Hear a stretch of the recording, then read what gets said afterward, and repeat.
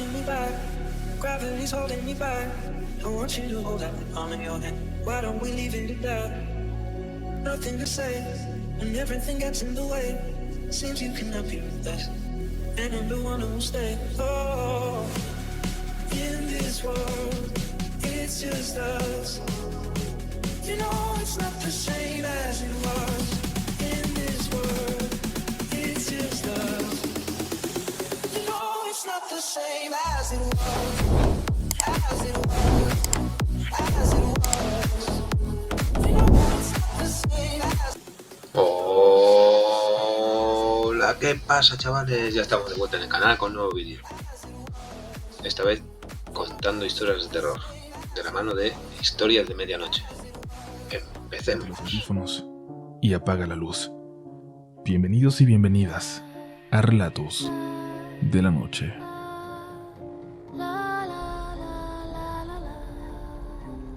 Toda mi vida he intentado ser católica, pero toda mi vida también he tenido muchas dudas al respecto de lo que pasa con nosotros al morir. No me he podido entregar a la fe como otras personas. Siempre hubo un dejo de desconfianza, la necesidad de saber, de tener la certeza de qué ocurre después de la muerte, de si hay algo más. En el fondo sé que mi mamá también tenía un miedo parecido. Por eso, cuando fuimos envejeciendo, enfermando, le dije a mi mamá que hiciéramos un pacto, que la que muriera primero viniera, que le diera una señal a la que se quedó de que realmente había algo más, de que podíamos creer. Mi mamá ya tenía 75 años y yo apenas llegaba a los 40, pero esperando a que el cáncer que había vencido no volviera. La muerte pues no era un pensamiento ajeno ni lejano para nosotras. Recuerdo claramente aquella noche en la que después de platicar sobre nuestros miedos hasta la madrugada, nos comprometimos firmemente a hacerlo, a llevar a cabo ese pacto.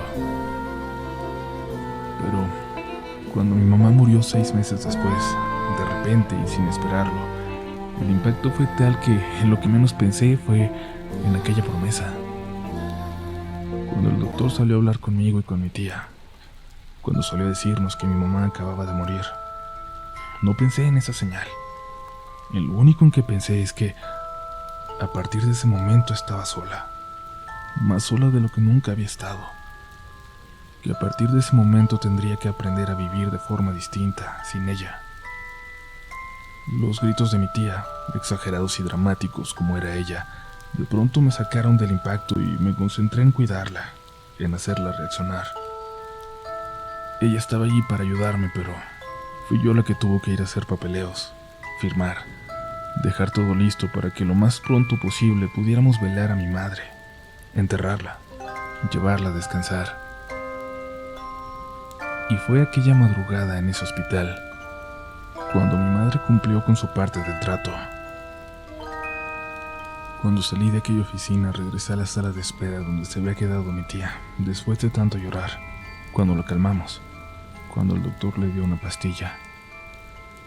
Era un hospital privado muy pequeño, así que éramos las únicas personas ahí. Mi tía estaba tapada con una cobija, lo cual no me llamó la atención. Supuse que había sido alguna enfermera para ayudarla, para reconfortarla. Acabo de hablar con tu mamá, me dijo. Tía, mi mamá ya está descansando, le contesté. Ya lo sé, no soy un idiota, me dijo mi tía molesta mientras se levantaba. Te digo que acabo de hablar con ella. Vino a despedirse, me tapó. No me pude despertar del todo, pero estaba aquí, hablando conmigo. Los ojos de mi tía estaban completamente perdidos, como si estuviera drogada, y la intenté calmar. Ella me quitó y me dijo que no la tratara como tonta o como loca. Y así es mi tía. Siempre ha sido de carácter débil y se enoja por todo. Se volvió a quedar dormida. Yo estaba esperando a que me avisaran que ya nos podíamos ir, que todo estaba listo. Pero en eso se acercó una enfermera y me dijo que no podíamos pasar al cuarto de mi mamá, que estaba prohibido hasta la mañana siguiente. Yo le dije que ya lo sabía, que solo estábamos esperando a que nos avisaran que nos podíamos ir. No, señorita, yo acabo de escuchar que alguien andaba caminando allá adentro, y no se pueden quedar con esa cobija, por puras cuestiones de sanidad y de higiene. Se acercó entonces a mi tía y le quitó la cobija que tenía encima, pero mi tía ni siquiera se inmutó. Si ya van a andar en el cuarto es una cosa, pero sacar cosas de la habitación de un difunto ya está hasta macabro. La enfermera se retiró enojada y vi que entró con aquella cobija en las manos a la habitación al fondo del pasillo, donde estaba mi mamá.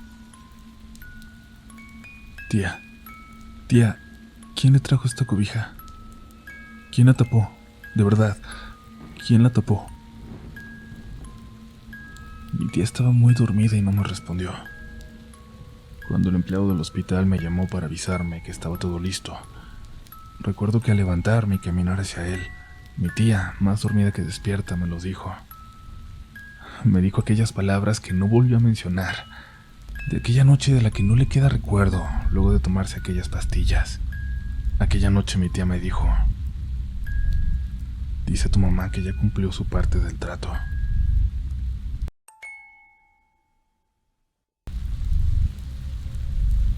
Muy buenas noches, comunidad. Es la primera vez que compartiré algo en el grupo. Esto que a continuación relataré le sucedió a mi mamá por el año de 1978. Me atrevo a escribirlo ya que es un relato muy común dentro de las pláticas de mi madre. Supongo que es porque de alguna forma la dejó marcada y se volvió tal vez un suceso difícil de superar para ella. En aquel tiempo mi mamá trabajaba como maestra en una zona retirada en la región de la montaña alta de Guerrero. Como imaginarán, el pueblo en el que ella trabajaba era habitado por personas indígenas y de bajos recursos. Ella cuenta que aquel año, el ciclo escolar transcurría normalmente. A ella le habían asignado los grupos de quinto y sexto, ya que por estos rumbos se acostumbra mucho que los maestros sean multigrados. En su grupo específicamente, había 2 hermanitos, una niña que cursaba quinto grado y su hermano mayor de sexto.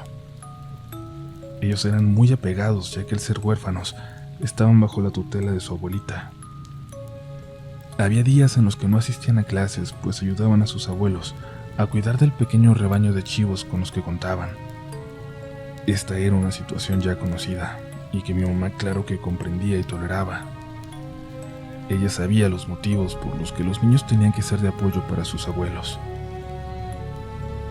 Cuando los niños iban a clases, le platicaban tantas cosas a mi mamá sobre lo que veían en el campo los días en que no iban a la escuela, y mi mamá disfrutaba mucho el escucharlos, escuchar sus aventuras.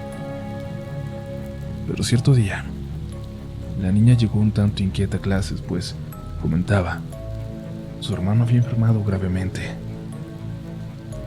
Mi mamá dejó transcurrir la clase normalmente, pero en la hora de recreo se acercó para platicar con la niña, para preguntarle sobre el estado de salud de su hermanito. Mi mamá sabía que el niño era muy fuerte y que pocas veces se dejaba caer por algún malestar. La niña, con la mirada totalmente triste, empezó a relatarle lo siguiente, algo que ocurrió en una cueva que estaba en el monte donde los niños llevaban a pastar a los chivos. Maestra, hace unos días fuimos a cuidar a los chivitos como siempre, pero en la cueva grande estaba una mujer blanca, alta y rubia. Nos empezó a llamar para que fuéramos con ella hacia adentro de la cueva. A mí la verdad me dio mucho miedo y me eché a correr, pensando que mi hermano haría lo mismo, pero cuando volteé a ver a la mujer, vi que mi hermano estaba con ella y ya se lo estaba llevando hacia adentro de la cueva. Lo llevaba de la mano. No me quedó de otra más que esperar a que saliera, y me escondí en un lugar que me permitiera ver a lo lejos la entrada, y allí esperar a mi hermano. Esperé por mucho tiempo. Ya casi cuando caía la noche, vi a mi hermano salir caminando de la cueva con una semblanza anormal, como si estuviera totalmente ido y con la mirada perdida. Corrí a encontrarlo. Le pregunté a dónde se lo había llevado la mujer con la que se fue, pero no me contestó. Solo me volteó a ver y seguimos caminando hasta llegar a la casa. Mis abuelitos nunca notaron que mi hermano estaba muy raro desde aquel día, y tampoco les quise contar. Pero a partir de que cayó enfermo de gravedad, empieza a alucinar, a decir cosas sin sentido que me dan mucho miedo. Creo que les voy a contar a mis abuelitos lo que nos pasó en el cerro aquel día, cuando vimos a esa mujer. Mi mamá no podía creer lo que estaba escuchando. Era algo por lo que ella nunca había pasado en sus años de servicio. Y una enorme tristeza le invadió, como presintiendo que se avecinaba algo muy triste para aquella humilde familia. Después de escuchar a la pobre niña, solo atinó a darle ánimos, a decirle que su hermanito pronto iba a mejorar.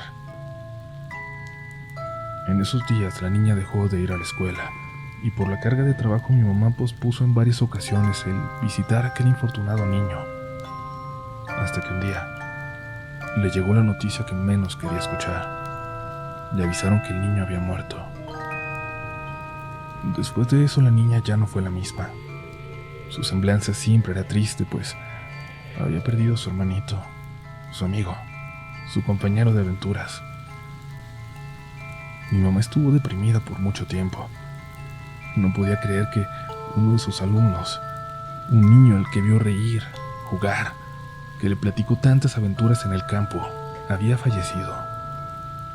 Hoy en día, cuando ella cuenta este relato, más que temor a lo que ocurrió, se nota una profunda tristeza en sus palabras. Se le entrecorta la voz cada que menciona a aquel humilde niño, al que algo sin explicación le arrebató la vida, en el momento menos esperado. Si alguien ha pasado por alguna situación similar relacionada con cuevas y esas cosas, me gustaría que me lo compartieran. Gracias por leerme.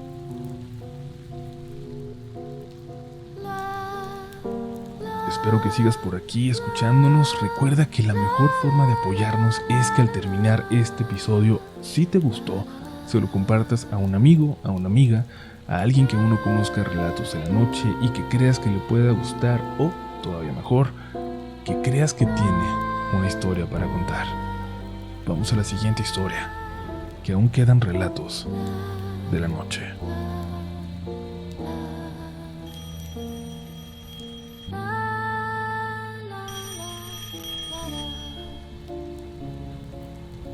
Todas las noches sonaba la misma llamada en mi casa. Todas las noches escuchaba lo mismo.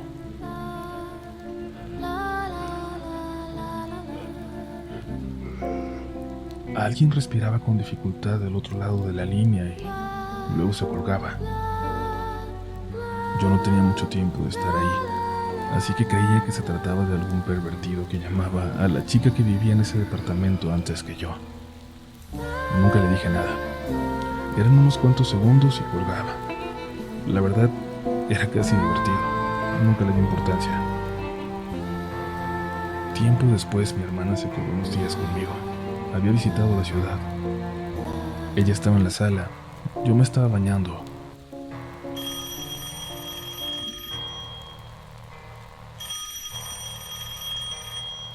Cuando sonó el teléfono, me imaginé que iba a ser ese señor que hablaba todas las noches y que a ella le iba a tocar contestar. Me apresuré a salir temiendo que la confundiera con la inquilina anterior y le dijera alguna porquería. Pero cuando salí, mi hermana estaba llorando, callada, pálida. Le pregunté que qué ocurría, que quién era, que por qué estaba así. Era mi papá, me dijo. No digas tonterías, le dije. Y es que mi papá tenía ya 1 año de muerto, el mismo año que yo tenía sin ver a mi hermana. Era él. El día que se murió me habló y lo escuché respirar con mucha dificultad en el teléfono. Le pregunté qué tenía y no me respondió. Fue cuando le marqué a los vecinos que entraron y lo encontraron ya inconsciente. Dijo mi hermana entre lágrimas y yo recordé que los vecinos habían sido los últimos en ver a mi papá con vida. Él murió en la ambulancia camino al hospital. Y en ese momento le creí a mi hermana. Ella ni siquiera estaba en la ciudad cuando mi papá se murió. Y él me había hablado antes a mí, pero yo no pude contestar. El último recuerdo que tengo de mi papá es una llamada perdida. Desde esa vez que mi hermana contestó, ya no me llaman todas las noches, pero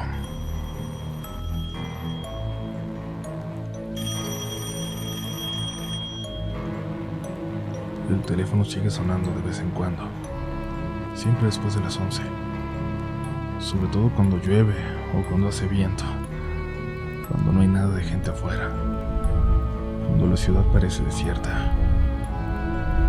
Yo, tal vez un cobarde, pero desde esa vez ya no me atrevo a contestar.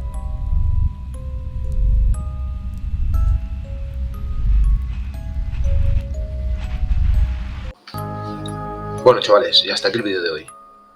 ¿Qué os ha parecido los gatos? Interesantes, ¿verdad? Si queréis más de esta serie, no olvidéis dejar un like. Muchas gracias por estar ahí. Nos vemos en la próxima. Chao.